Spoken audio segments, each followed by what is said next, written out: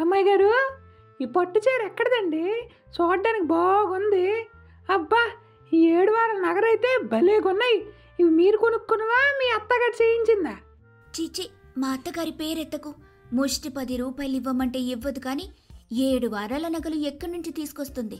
ఆమె పిసినార్ది. ఇవన్నీ మా పుట్టింటి వాళ్లే నాకు పెట్టింది. అవునా అమ్మాయి గారు, మీ అత్త అంత పిసినారదా? సర్లేండి, ఆవిడ గురించి వదిలేయండి. ఏదేమైనా మీరు ఈ నగల్లోన చీరలోన సేమ్ సినిమా హీరోయిన్ లాగా ఉన్నారండి.